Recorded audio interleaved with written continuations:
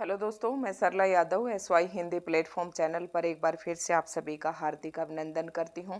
और हम अपने SY हिंदी प्लेटफॉर्म चैनल पर HPSC द्वारा जो असिस्टेंट प्रोफेसर की वैकेंसी निकाली गई हैं उसी के द्वारा यानी कि HPSC के द्वारा दिए गए सिलेबस को हम यहाँ पर पढ़ा रहे हैं।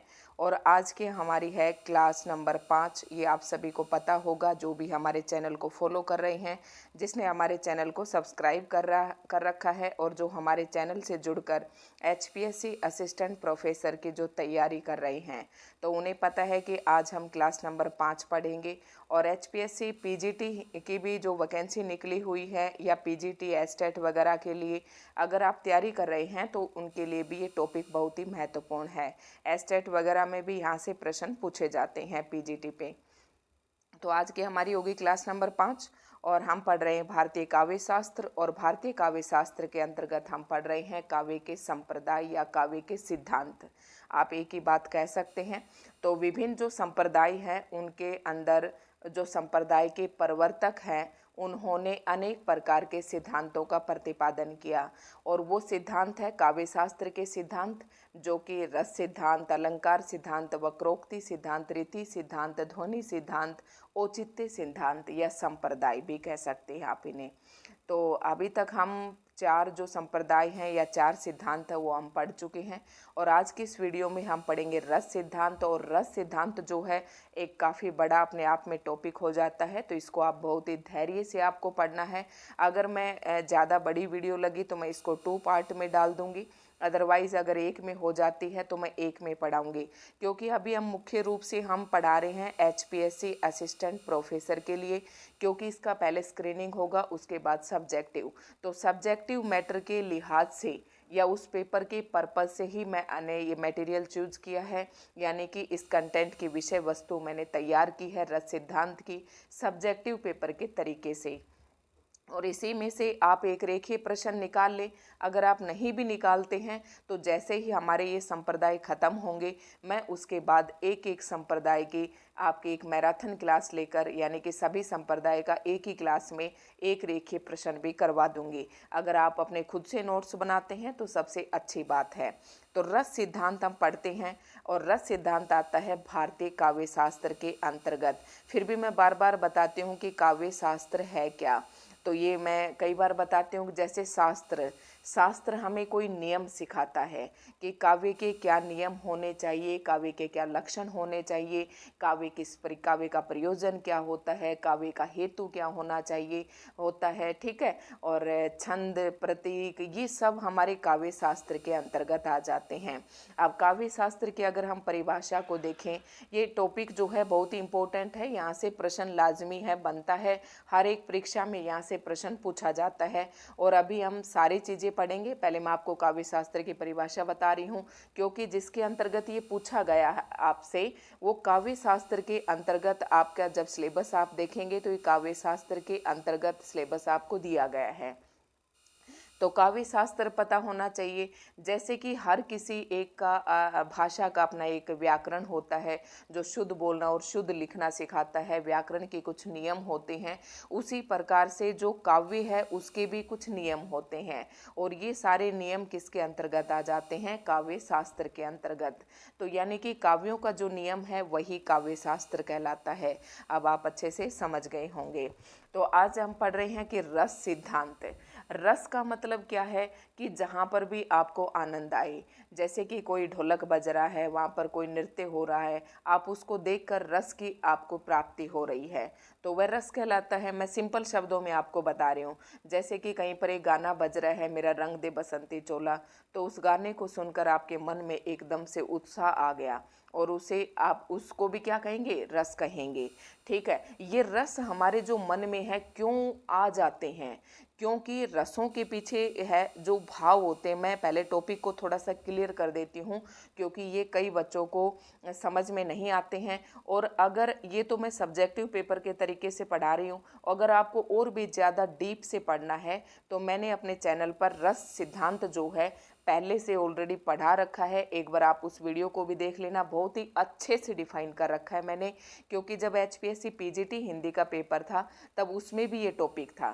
तो मैंने उसके लिए यहाँ पर बहुत ही अच्छे से पढ़ाया था और आज भी एचपीएससी पीजीटी वाले बच्चे इस वीडियो को देख सकते हैं।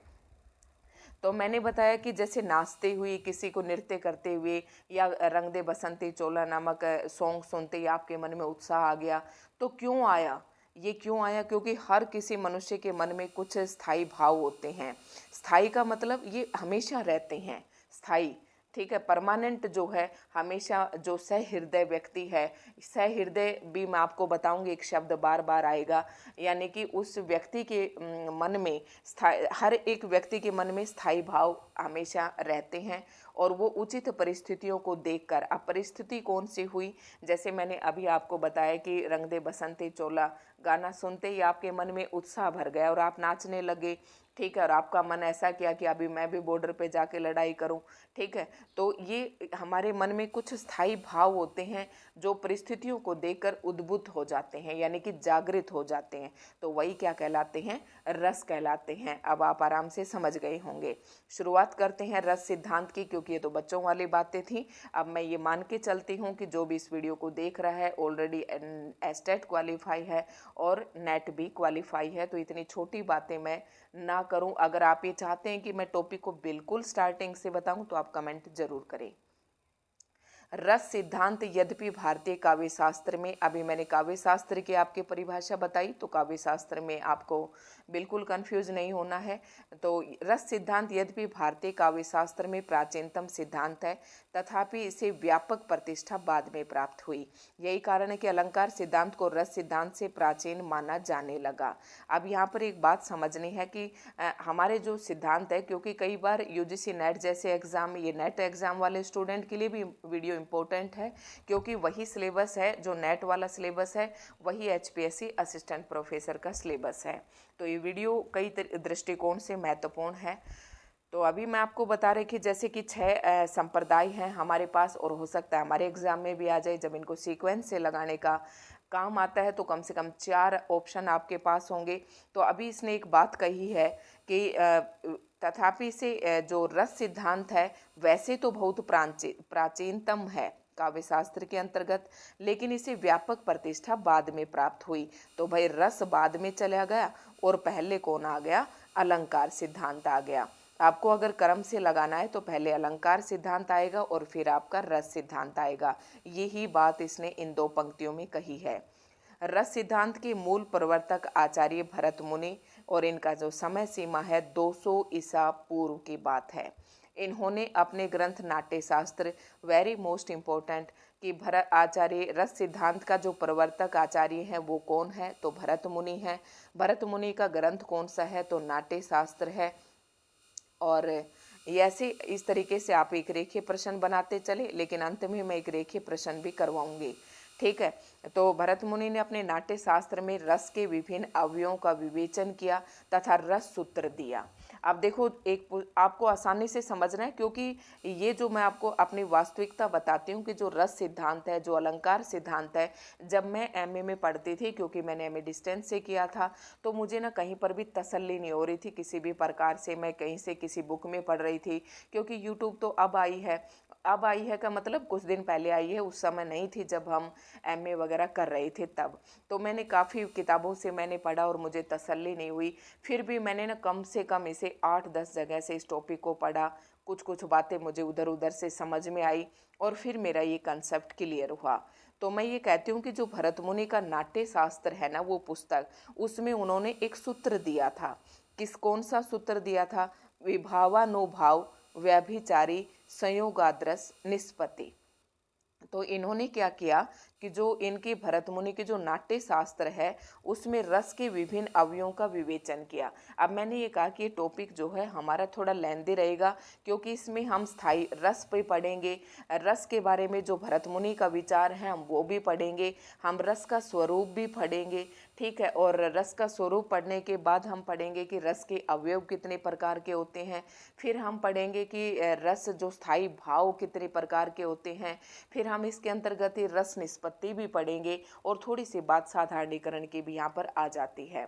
तो ये टॉपिक जो है इतने सारे कंटेंट अपने अंदर जो है समाहित करके चलता है। तो वीडियो को थोड़ा सा धैर्य के साथ देखें, पेशेंस बनाए रखें, और अगर आपने चैनल को सब्सक्राइब नहीं किया है तो सब्सक्राइब कर ले, वीडियो को लाइक एंड शेयर ज़्यादा से ज़्यादा करें ताकि मुझे मोटिवेशन मिले। और काफ़ी मोटिवेशन मुझे मिल रहा है, अच्छे कमेंट्स आते हैं, आप वीडियो को लाइक भी करते हैं, शेयर भी करते हैं और चैनल को सब्सक्राइब भी कर रहे हैं। यही मेरा मोटिवेशन है और इसी कारण से मैं आपके लिए एक भी दिन मैंने, जिस दिन से सिलेबस आया है, एक दिन भी मैंने खाली नहीं जाने दिया है।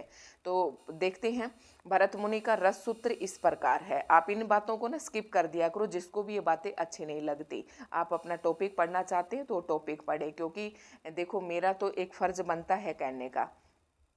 तो भरत मुनि का जो रस सूत्र है वो इस प्रकार से है। विभावानुभाव, यानी कि विभाव, अनुभाव और व्यभिचारी भाव जब इनका संयोग होता है तो रस की निष्पत्ति होती है। आपने पढ़े होंगे जैसे स्थायी भाव, विभाव, अनुभाव और व्यभिचारी, ये 4 प्रकार के हैं। तो चारों का जब संयोग होता है यानी कि आपस में मिलते हैं तब क्या होता है, रस की निष्पत्ति होता है। अब इन्होंने क्या किया, आचार्य भरत मुनि ने ये सिद्धांत तो दे दिया। इसी में से देखो आपको सब्जेक्टिव अपने नोट्स भी तैयार करने हैं, ठीक है। अब परीक्षा में आपसे रस के अवयव भी पूछ सकता है, रस के जो स्थायी भाव हैं उनसे भी लेकर क्वेश्चन पूछ सकता है, रस की निष्पत्ति को लेकर भी क्वेश्चन पूछ सकता है और रस सिद्धांत को कहकर भी प्रश्न पूछ सकता है। तो अच्छे से इसमें से 3-4 प्रश्न आपके बन जाएंगे, अच्छे से आप अपने नोट्स बना लें। अर्थात क्या कह रहा है, अब इसका आप मतलब समझें। विभाव, अनुभाव, व्यभिचारी। अब देखो व्यभिचारी जो शब्द है ना, ये शुद्ध करने, अशुद्ध अशुद्ध में काफ़ी बार पूछा जाता है और अधिकतर बच्चे इसे व्यभिचारी लिखते हैं। तो व्यभिचारी नहीं होता है, व्यभिचारी बिल्कुल शुद्ध है, ऐसे ध्यान रखना है। भाव के संयोग से रस की निष्पत्ति होती है। इस सूत्र के आधार पर ही परवर्ती आचार्यों ने रस के स्वरूप पर तथा रस निष्पत्ति पर पर्याप्त विचार किया और इसे रस सिद्धांत का विकास हुआ। मतलब क्या हुआ कि जैसे ही भरत मुनि ने ये एक सिद्धांत दिया तो ये एक सूत्र दिया और इस सूत्र के आधार पर अनेक आचार्यों के मन में प्रश्न उठे और उन्होंने रस के स्वरूप पर विचार विमर्श किया। और फिर उनके मन में ये आया कि भरत मुनि ने जो है ना, ये सारी बातें तो कह दी कि इनके संयोग से रस की निष्पत्ति होती है, लेकिन निष्पत्ति के बारे में भरत मुनि ने अपने नाट्यशास्त्र में कोई बात नहीं कही। लेकिन फिर उसके बाद क्या हुआ कि अनेक जो आचार्य थे, परवर्ती आचार्य, यानी कि उसके बाद में आने वाले आचार्यों के मन में ये प्रश्न उठा कि निष्पत्ति है क्या चीज़। जो रस की निष्पत्ति होती है वो किसके मन में होती है, श्रोता के मन में होती है, पाठक के मन में होती है, या जो कवि है या जो लेखक है उसके मन में होती है, या दर्शक के मन में होती है। ये अनेक प्रकार के प्रश्न जो है परवर्ती आचार्यों के मन में उठने लगे। तो क्या हुआ, इसी के परिणाम स्वरूप रस सिद्धांत का क्या हुआ, विकास हुआ, इस पर आगे काम हुआ। अब हम पढ़ते हैं रस सूत्र के व्याख्याता आचार्य कौन है। अभी आपको रस सिद्धांत के बारे में मैंने बताया कि रस सूत्र किसने दिया, भरत मुनि ने दिया। और कौन सा रस सूत्र दिया, ये रस सूत्र दिया, ये मैंने आपको खोलकर बता दिया है और ये भी बता दिया कि रस क्या होते हैं, ठीक है। रस सूत्र के व्याख्याता आचार्य कौन है। अब रस सूत्र के व्याख्याता आचार्य तो आपको पता है कि भरत मुनि है, और भरत मुनि के रस सूत्र में आए संयोग एवं निष्पत्ति। अब संयोग किस किस का होता है और निष्पत्ति किसके मन में होती है, किसके हृदय में होती है, या निष्पत्ति क्या है, ये 2 प्रश्न उभर कर सामने आए इस सूत्र को पढ़ने के बाद, ठीक है। शब्द की व्याख्या जिन 4 आचार्यों ने की, देखो कौन सी, भरत मुनि के रस सूत्र में आए, रस सूत्र में 2 शब्द आए, संयोग और निष्पत्ति। इन शब्दों की जो व्याख्या की वो 4 आचार्यों ने की। अब 4 आचार्यों ने किसने की, उन्हें रस सूत्र का व्याख्याता आचार्य कहा जाता है। समझ गए होंगे, रस सूत्र की जो व्याख्या की वो किसने की, 4 आचार्यों ने की। और उन 4 आचार्यों के नाम है भट्टलोलट, आचार्य शंकुक भट्टनायक और आचार्य अभिनव गुप्त।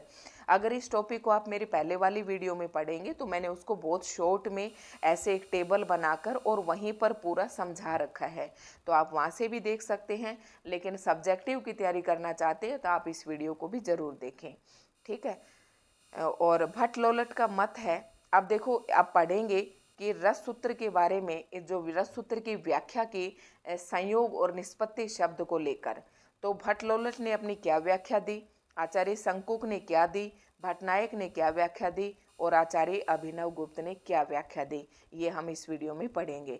अब भट्टलोलट का, अब हम सबसे पहले पढ़ेंगे भट्टलोलट। अब भट्टलोलट का ये मानते हैं कि कौन सा सिद्धांत है, तो उन्होंने क्या कहा, यानी कि भट्टलोलट का जो मत था ना, वो संयोग और निष्पत्ति को लेकर जो उनका मत था वो था उत्पत्तिवाद या आरोपवाद।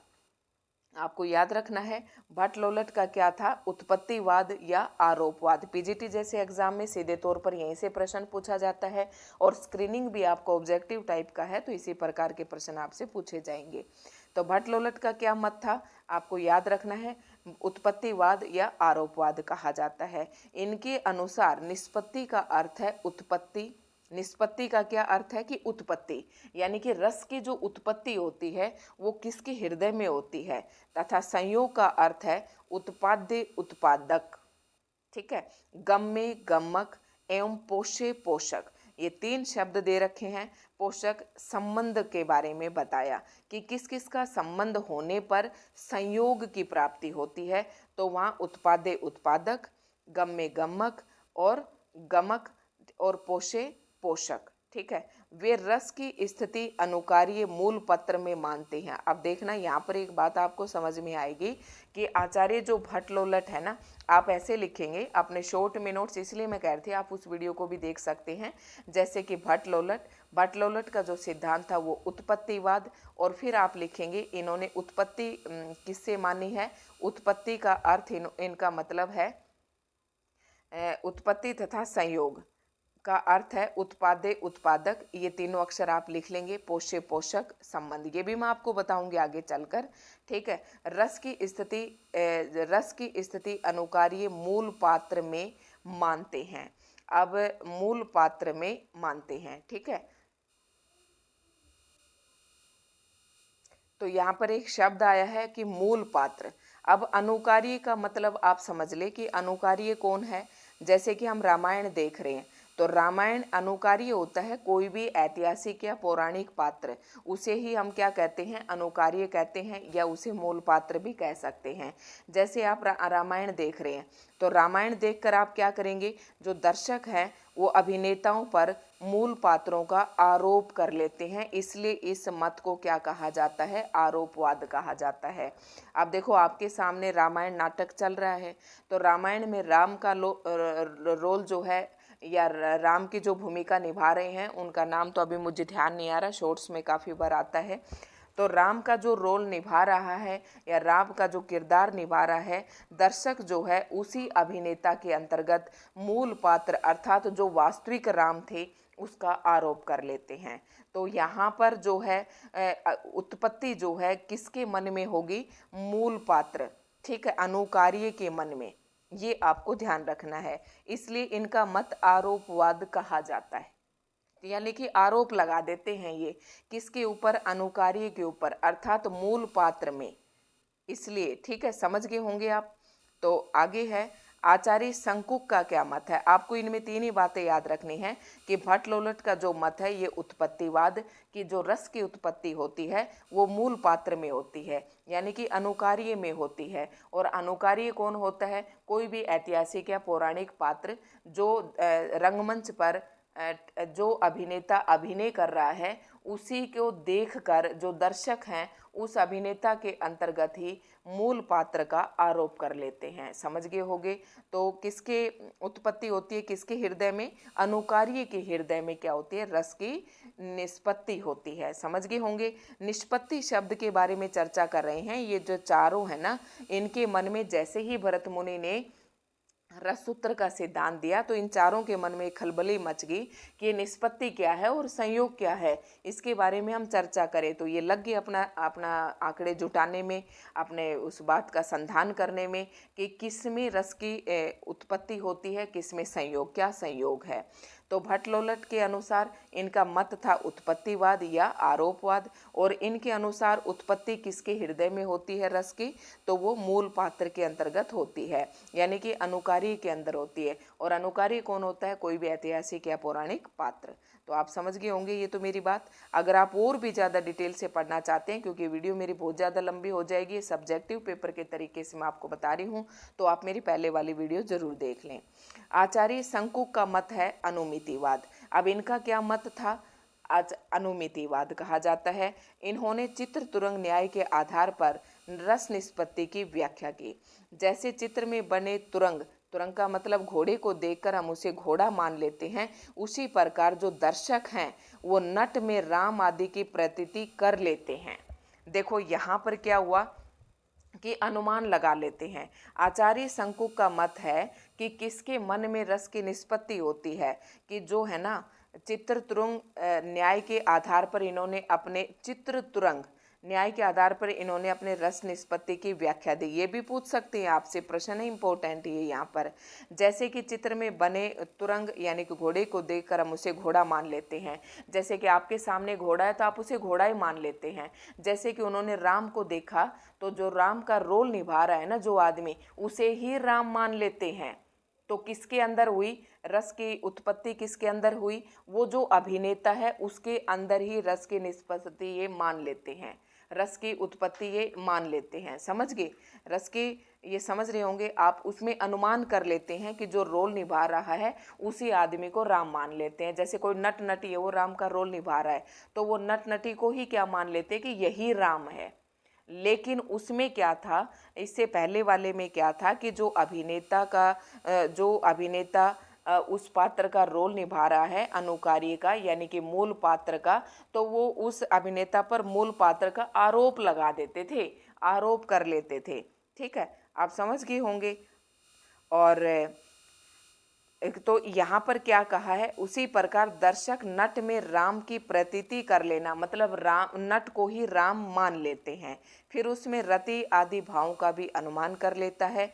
रति मतलब रति श्रृंगार। ठीक है, इस विलक्षण अनुमान को कला प्रतीति कहा जाता है। शंकु के अनुसार संयोग का अर्थ है अनुमान और निष्पत्ति का अर्थ है अनुमिति।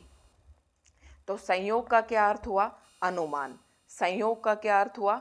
कि अनुमान लगा लेते हैं ये कि यही राम है। और निष्पत्ति का अर्थ क्या हुआ? अनुमिति। अनुमान से ही क्या बना? अनुमिति। जैसे अनुमान लगाया उसी से क्या हुई? निष्पत्ति हुई, कि उसी को उसने क्या मान लिया? राम मान लिया। तो अनुमान से क्या बना? अनुमिति बना। ठीक है, ये आपको ध्यान रखना है। तो अभी मैंने दो पढ़ाए आपको, और उसके बाद आता है भट्टनायक का, और ये काफ़ी इम्पोर्टेंट है। और भट्टनायक ने ही साधारणीकरण का सिद्धांत दिया था। तो भट्टनायक के मत को क्या कहा जाता है? भुक्तिवाद कहा जाता है। रस निष्पत्ति में इनका सबसे बड़ा योगदान साधारणीकरण का सिद्धांत है। भावगत व्यापार को वे साधारणीकरण कहते हैं तथा इस व्यापार से विभाव आदि अपने पराये की भावना से मुक्त होना सामान्यीकृत हो जाते हैं। इनके अनुसार संयोग का अर्थ है भोज्य भोजक संबंध तथा निष्पत्ति का अर्थ है भुक्ति। ठीक है, भोग करना। भुक्ति का मतलब भोग करना। तो आप समझ गए होंगे कि भट्टनायक ने क्या कहा। भट्टनायक का जो मत है वो भुक्तिवाद है, और अभी हमने आचार्य शंकु का पढ़ा वो अनुमितिवाद था। ठीक है, तो अब भट्टनायक ने एक सिद्धांत दिया साधारणीकरण, कि जो आदमी हमारे सामने जो भी भूमिका निभा रहा है, हम इसने कहा कि जो हमारे सामने भूमिका निभा रहा है उसको हम अपने पराये से हटकर उसको एक साधारण इंसान समझ लेते हैं। तो साधारणीकरण का सिद्धांत दिया उसने। सबसे बड़ा योगदान साधारणीकरण का सिद्धांत है। भावगत व्यापार को वे साधारणीकरण कहते हैं तथा इस व्यापार से विभाव आदि अपने पराये की भावना से मुक्त होकर सामान्य। देखो, कोई भी चीज़ आपको सामान्य कब लगेगी? अब यहाँ पर आप समझ गए होंगे कि सबसे पहले सिद्धांत में इन्होंने क्या किया था कि जो मूल पात्र था, जो अनुकार्य था, उसके सहृदय में इन्होंने निष्पत्ति बताई थी। दूसरे में इन्होंने क्या कहा कि जो नट और नटी है, जो पात्र हैं, जो अभिनय कर रहे हैं, उसी के अंदर ये क्या कर लेते हैं? अनुमान लगा लेते हैं। अब क्या है कि इन्होंने क्या कहा कि जब आदमी अपने और पराये यानी कि सभी बंधनों से मुक्त होकर सामान्य हो जाता है, तब वो उसका भोग कर लेता है, किसका, रस का भोग कर लेता है, और पाठक या दर्शक के मन में जो है रस की निष्पत्ति होती है। भट्टनायक ने क्या कहा, भट्टनायक के अनुसार जो दर्शक है, जो पाठक है, जो श्रोता है, उसके मन में रस की क्या होती है, निष्पत्ति होती है। और निष्पत्ति का अर्थ है यहाँ भुक्ति। ठीक है। जिस तरह से भोजे और भोजक, जो भोजक है उस भोजे को, भोजे जो ग्रहण कर लिया, ठीक है, उसी प्रकार से भोजक से ही क्या बना है, भोजे। दूसरा है आचार्य, यानी कि लास्ट है जिसने निष्पत्ति, रस की निष्पत्ति के बारे में अपना विचार दिया, तो ये आचार्य अभिनव गुप्त का मत है। और अभिनव गुप्त का क्या मत था, अभिव्यक्तिवाद। अभिव्यक्तिवाद, अभिव्यक्ति मतलब आप समझ रहे होंगे, अभिव्यक्त करना विचार को कहा जाता है। वे रस को व्यंजना का व्यापार मानते हैं, ध्यान से देखना, रस को व्यंजना का व्यापार मानते हैं। जैसे जल के छिटे देने से मिट्टी में व्याप्त गंध व्यक्त हो जाती है, उसी प्रकार सहृदय में वासना रूप से निरंतर विद्यमान स्थायी भाव, विभाव आदि के संयोग से अभिव्यक्त हो जाते हैं। इन्होंने क्या कहा, अभिनव गुप्त ने, कि अपने आप अभिव्यक्त हो जाती है रस की निष्पत्ति। कैसे अपने आप कैसे अपने आप हो जाती है, जिस प्रकार मिट्टी के अंदर रस व्याप्त है, मान लेते हैं, जैसे ही उसके अंदर बूंद की, बारिश की या पानी के छींटे पड़ते हैं, तो मिट्टी में जो गंध होती है वो अपने आप महकने लगती है। उसी प्रकार कह रहे हैं कि जैसे जो रस है वो अपने आप वासना रूप से हर मनुष्य के अंदर स्थायी भाव होते हैं, और वासना के रूप में स्थायी भाव रहते हैं। और जो सहृदय है ना, उसमें अपने स्थायी भाव तो उसके हृदय में रहते ही हैं, और वो क्या है, विभाव और अनुभाव, ये जो संचारी भाव, इनके संयोग से ये अपने आप क्या करते हैं, अभिव्यक्त होने लगते हैं। यानी कि देखो, स्थायी भाव तो हर मनुष्य के अंदर होते हैं। स्थायी भाव, जो स्थायी भाव तो ऑलरेडी होते हैं, ये स्थायी भाव जो है, विभाव, अनुभाव और संचारी भाव, ये जब अपने आप आपस में मिल जाते हैं, इनका संयोग हो जाता है, तो क्या होता है, रस की निष्पत्ति होने लगती है, अपने आप रस की अभिव्यक्ति होने लगती है। तो आप समझ गए होंगे। ठीक है। वे रस की सत्ता आत्मगत मानते हैं, कि अपने आप आत्मगत, व्यक्तिगत है। रस सहृदय सामाजिक के हृदय में व्याप्त होता है। इनके अनुसार रस किसके हृदय में होता है, सहृदय सामाजिक। तो सहृदय सामाजिक कौन है, वो पाठक है, वो श्रोता है, जो देख रहा है, जो आनंद ले रहा है, जो अपने आंखों के सामने प्रतिक्रिया देख रहा है, वो सहृदय व्यक्ति कहलाएगा। ठीक है। और सहृदय क्यों कहा है, सहृदय उस व्यक्ति को कहते हैं जिसके रजोगुण और तमोगुण दोनों का दमन हो जाता है, और जब सत्य का उद्रेक होता है तब रस की उत्पत्ति होती है। ठीक है। तो ये थोड़ा सा आपको ना ध्यान देना पड़ेगा, और अपनी दैनिक लाइफ से अगर इसे जोड़कर आप करेंगे तो बहुत ही आसानी से इसे समझ पाएंगे। अभिनव गुप्त के अनुसार निष्पत्ति का अर्थ है अभिव्यक्ति, और संयोग का अर्थ है व्यंग्य व्यंजक संबंध। ठीक है। अब आगे आता है रस को काव्य की आत्मा। रस काव्य की, अभी हम जितने भी संप्रदाय पढ़ रहे हैं, तो मैंने शुरू में ही आपको बताया था कि इन संप्रदायों का प्रादुर्भाव क्यों हुआ, क्योंकि ये बात पर चर्चा चल रही थी कि रस के जो है, रस की जो आत्मा है, किसको स्वीकार किया जाए। तभी तो ये रस सिद्धांत, अलंकार सिद्धांत, ये अनेक प्रकार के सिद्धांतों का प्रवर्तन किया गया या प्रादुर्भाव हुआ कि काव्य की आत्मा किसे स्वीकार किया जाए। और हर एक संप्रदाय के अंतर्गत, हर सिद्धांत के अंदर हमने यही बात पढ़ी है कि उस सिद्धांत के प्रवर्तक ने उस चीज को काव्य की आत्मा क्यों माना है। तो उसी प्रकार से हम यहाँ पर भी ये देखेंगे कि काव्य की आत्मा रस को क्यों कहा जाता है, भरत मुनि ने इसके बारे में क्या कहा, और अन्य विद्वानों ने क्या अपनी राय दी, ये आज इसमें हम देखेंगे। रस क्या है, काव्य की आत्मा। काव्य को पढ़ते या सुनते समय हमें जिस आनंद की अनुभूति होती है, उसे ही रस कहा जाता है। देखो कितनी आसान सी परिभाषा दे दी है। काव्यानंद को ब्रह्मानंद सहोदर कहा जाता है। ब्रह्म आनंद मतलब आपको ब्रह्म जो आनंद प्राप्त होता है, उसी के सहोदर, सहोदर मतलब उसी के समदर्शी, उसी के बराबर आनंद कहा जाता है। पाठक या श्रोता के हृदय में स्थित स्थायी भाव ही रस रूप में परिणित होकर उसे आनंद प्रदान करते हैं। अब आप देख रहे होंगे कि जैसे कि मेरे सामने एक स्टेज है, स्टेज पर कोई रंगमंच, यानी कि रंगमंच है, स्टेज को रंगमंच बोलते हैं। इसके ऊपर कोई अभिनय हो रहा है, अभिनय हो रहा है, तो मैं यहाँ बैठी हूँ, मैं कौन हूँ, पाठक हूँ, या फिर मैं सुन रही हूँ, तो मैं क्या हूँ, श्रोता हूँ। ठीक, अगर मैं पढ़ रही हूँ तो मैं पाठक हूँ, अगर मैं देख रही हूँ तो मैं दर्शक हूँ, अगर मैं सुन रही हूँ तो मैं श्रोता हूँ। तो इन्होंने क्या कहा कि ये रंगमंच है, तो इस रंगमंच पर जो भी अभिनय हो रहा है उसको पाठक या श्रोता के हृदय में, अब मैं जो हूँ मैं बैठकर ये कार्यक्रम देख रही हूँ, अब मैं एक सहृदय तो हूँ, मेरे हृदय में क्या है, स्थायी भाव भी हैं, और वही स्थायी भाव क्या हो जाएंगे, रस रूप में परिणत होकर मुझे क्या करेंगे, आनंद प्रदान कर देंगे। जैसे कि अभी मैंने आपको बताया कि स्टेज है, स्टेज पर कुछ अभिनय हो रहा है और मैं यहाँ पर बैठकर देख रही हूँ। मैं कौन हूँ, पाठक हूँ या दर्शक हूँ या मैं श्रोता हूँ, और मेरे मन के अंदर क्या है, स्थायी भाव हैं। अब स्थायी भाव कौन से होते हैं, जैसे क्रोध है, उत्साह है, ठीक है, करुणा है, ये सभी आपको, रति है, श्रृंगार है, ये सारे क्या हैं, स्थायी भाव हैं। तो स्थायी भाव है, तो स्थायी भाव क्या होगा कि जैसे कि यहाँ पर मैंने बताया कि कोई 15 अगस्त पर कोई कार्यक्रम हो रहा है और किसी ने गाया कि मेरा रंग दे बसंती चोला, या कोई वीरता पर कोई कविता का व्याख्यान हुआ यहाँ पर, और उसे सुनकर मेरे मन में भी उत्साह न तो था ही पहले से ही, स्थायी भाव, स्थायी भाव कौन सा हुआ, वीर, उत्साह, ठीक है, तो उसी को देखकर मेरे अंदर भी क्या हो जाएगा, उत्साह का संचार हो जाएगा।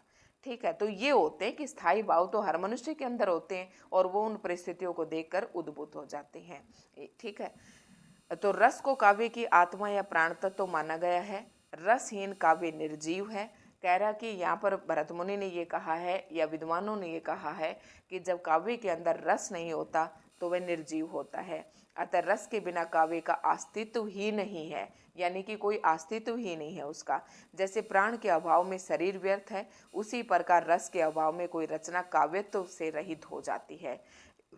यानी कि जिस मनुष्य के अंदर शरीर में प्राण नहीं होते, वो प्राण बिना शरीर व्यर्थ है, उसी प्रकार रस के बिना हमारा काव्य अस्तित्वहीन है। ठीक है, समझ गए होंगे। अब रस की क्या विशेषताएं बताई गई हैं कि रस आस्वाद रूप है, आस्वाद्य नहीं है। ठीक है, और रस की उत्पत्ति सतो गुण के उद्रेक से होती है।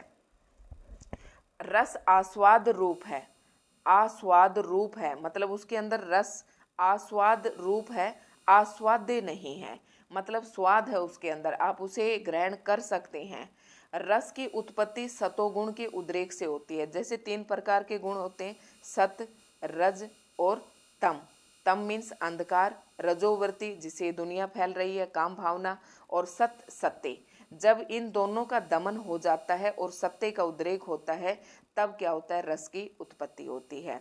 तो ये विशेषता बता रखी है। और रस क्या है, ब्रह्मानंद, ब्रह्म आनंद के सहोदर है। सहोदर मतलब सगा कहते हैं ना, सगा भाई है, सहोदर भाई है, तो ये उसी के समान है। रसानुभूति अलौकिक है, मत की रस की अनुभूति जो है ना, लौकिक होता है जो इस जगत में है, और अलौकिक होता है जो इस जगत से दूर है।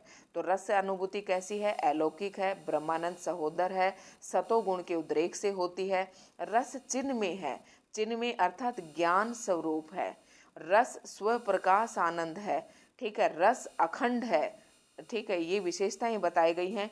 रस की अनुभूति तन्मयता की स्थिति में होती है। जब तक रस की अनुभूति आप तब तक नहीं कर सकते जब तक जो रंगमंच पर आपके सामने हो रहा है या जो आप पढ़ रहे हैं, जो आप देख रहे हैं, उसमें पूरी रूप से आप पूर्ण रूप से तल्लीन नहीं होते, तन्मय नहीं होते, उसमें एकाग्र नहीं होते, तब तक आप रस की अनुभूति नहीं कर सकते। ठीक है, रस लोकोत्तर चमत्कार है, मतलब इस लोक से दूर है। और अब आता है कि रस का स्वरूप क्या है, रस कैसा है, देखने में कैसा है।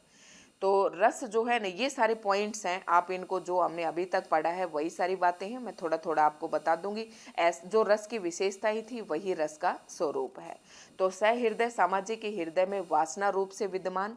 रति, रति आदि स्थायी भाव, मैंने आपको स्थायी भाव बताई, तो रति क्या है, स्थायी भाव है। अब मान लो किसी के मन में, मैं हूँ, मेरे मन में रति नामक स्थायी भाव है, और आलंबन द्वारा, आलंबन मतलब जिसका सहारा लेकर मेरे मन में ये चेष्टाएं, मतलब मेरे सामने, जैसे मैंने आपका बताया ना, तो आलंबन कौन हो गया, जैसे मैं बैठी हूँ, मैं स्टेज पर कोई कार्यक्रम देख रही हूँ, तो स्टेज वाले ऊपर जो भी कुछ हो रहा है वो आलंबन है, वो उद्दीपक है। ठीक है। और रति किसके मन में है? जो श्रोता है, जो पाठक है, वो देख रहा है, वो स्थायी रूप से उसके मन में है। और वो स्टेज पर देखकर, अर्थात आलंबन मतलब उसका सहारा पाते ही, वो क्रियाएं देखते ही, उन उद्दीपकों को देखते ही उसके मन में है जो स्थायी भाव वो जागृत हो जाएंगे। देखो, रति आदि स्थायी भाव आलंबन द्वारा उद्भूत होकर उद्दीपन विभाव से उद्दीप्त होते हैं। अनुभाव उन्हें प्रतीतिक योग्य बनाते हैं। देखो क्या बात कर रहा है, तीन है। एक तो स्थायी भाव है। स्थायी भाव तो कहा कि सभी के मन में होते हैं। स्थायी भाव, फिर होता है विभाव। विभाव के अंदर आपका आलंबन और उद्दीपन आ जाता है। तो ये क्या होते हैं? आलंबन के द्वारा उद्भूत होकर, ठीक है, यानी कि स्टेज पर जो प्रोग्राम हो रहा है उसके द्वारा उद्भूत होकर उद्दीपन यानी कि विभाव से उद्दीप्त होते हैं। यानी कि उसकी चेष्टाएं इसके अंतर्गत आ जाएंगी। जो आलंबन है, जो स्टेज पर जो आदमी जो प्रतिक्रिया कर रहा है, उसकी जो चेष्टाएं, उसकी जो क्रियाएं हैं, वो विभाव के अंतर्गत आ जाएंगी। अनुभाव इन्हें प्रतीति योग्य बनाते हैं और संचारी भाव क्या करते हैं? उन्हें पुष्ट करते हैं। अब इस प्रकार विभाव आदि के संयोग से रति आदि स्थायी भाव ही श्रृंगार आदि रसों के रूप में परिणत हो जाते हैं। समझ गए होंगे आप। रस की निष्पत्ति सामाजिक के हृदय में तभी संभव हो पाती है जब उसके हृदय में रजोगुण एवं तमोगुण का शमन होकर शतोगुण का उद्रेक होगा। समझ गए होंगे। इस अवस्था में उसका हृदय राग द्वेष से मुक्त होकर लोक सामान्य भाव भूमि पर प्रतिष्ठित हो जाता है और रसास्वाद का अनुभव करता है। यानी कि रसास्वाद का भाव आप तभी अनुभव कर सकते हैं जब आप राग और द्वेष से मुक्त होकर लोक सामान्य भाव भूमि पर प्रतिष्ठित हो जाते हो, सामान्य हो जाते हो बिल्कुल। ठीक है, ये सारी बातें मैंने आपको पीछे समझा दी हैं।